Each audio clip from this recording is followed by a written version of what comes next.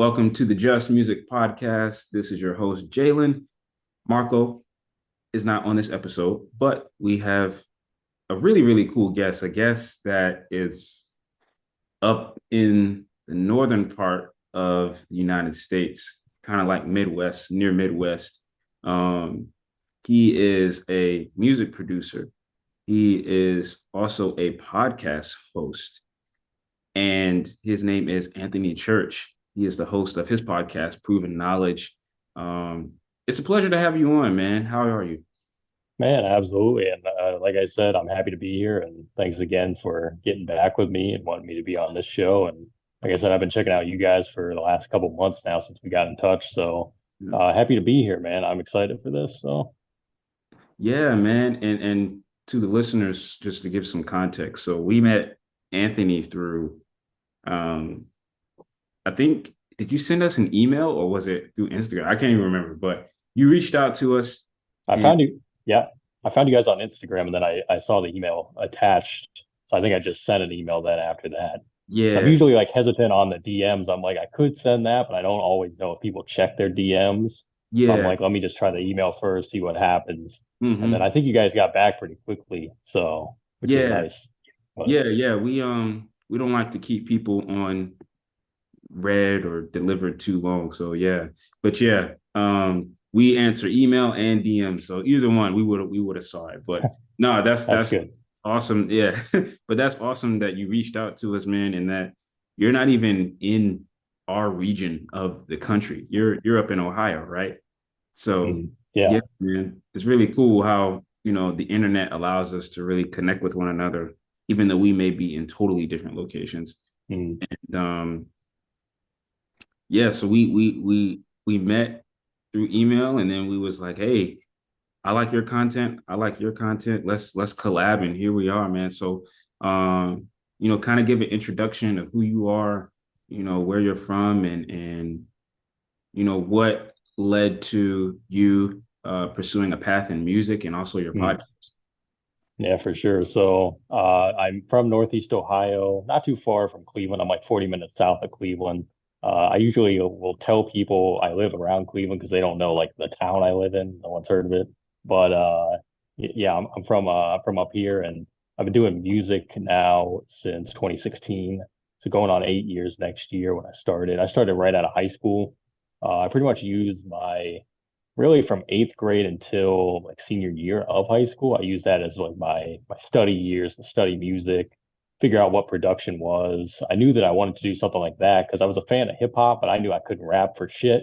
So I was like, I'm not gonna rap. I can't sing. I'm not good like vocally. So maybe I could slide in there and like see what I can do. So I started studying production, what that was, and started listening to certain producers and from there, once I got into community college, I was pretty much using like the time in between classes to make beats and things like that. Mhm. We went on a senior, I'll backtrack a little bit. We went on a senior trip, me and a couple buddies, once we graduated to California. And this is where we kind of got inspired to make music. So me and my one friend, we agreed that I would make the beats for him and he would rap. We still work together today. His name is Jay Trey. I produced all of his albums over the last like 7, 8 years at this point. And once we got back to Ohio, we just haven't stopped ever since. We just continued to work. And from there, for me at least, it led to, doing more online collaboration because I knew living in a small town, it was going to be difficult to get everything off the ground just from here without having an online presence. Sure. So I started just putting beats online after a couple years, eventually led to releasing my own music, collabing with a lot of different artists. And that's how I've just built my network over the years through social media. And then around the time of the pandemic is when the podcast happened.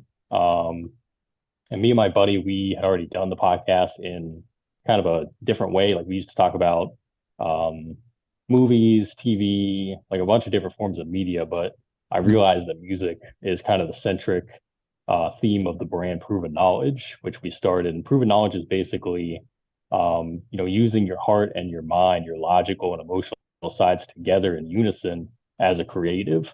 And that's really like how you get your best results. So that's kind of what the whole brand stands for. If you see the logo, it's a heart and a mind like combined. That's really what it's all about. So I took that and I was like, let me do this podcast. Started reaching out to the people, the artists that I was connected with, asked them, hey, would you like to be interviewed on this show? And I'm trying to do like an episode every week and got overwhelming response. Got a lot of people tell me yes.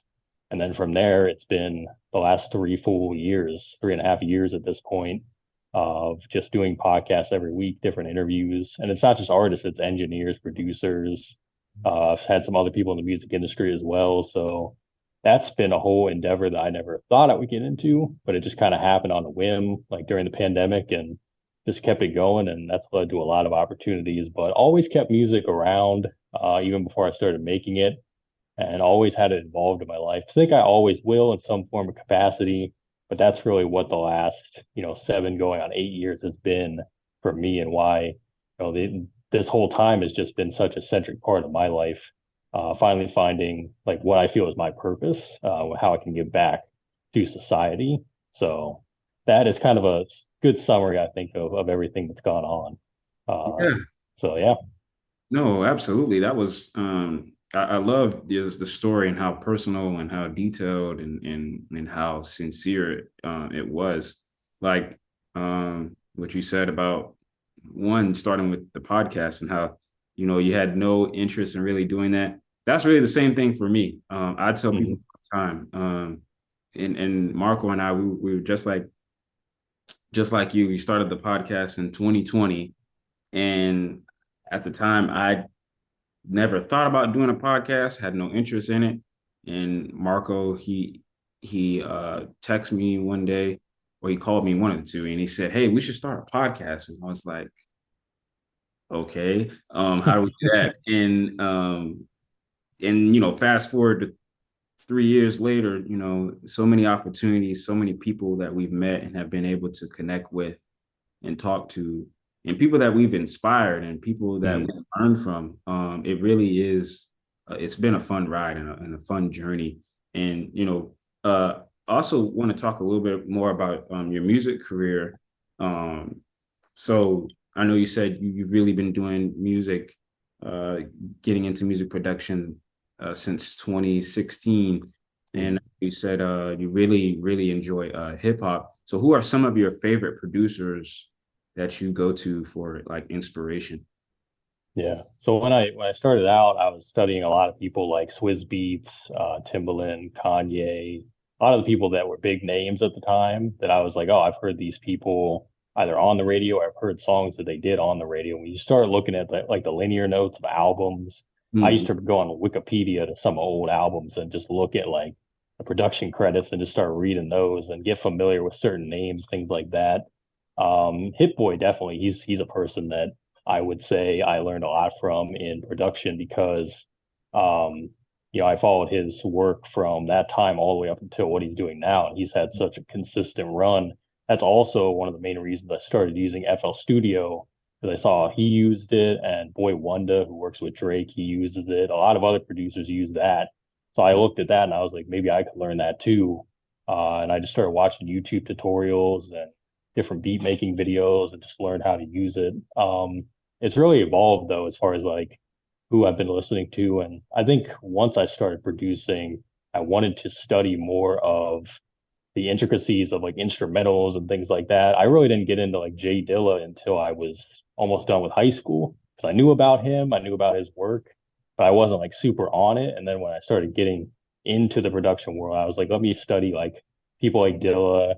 Apollo Brown is a producer right now who is one of my favorite producers.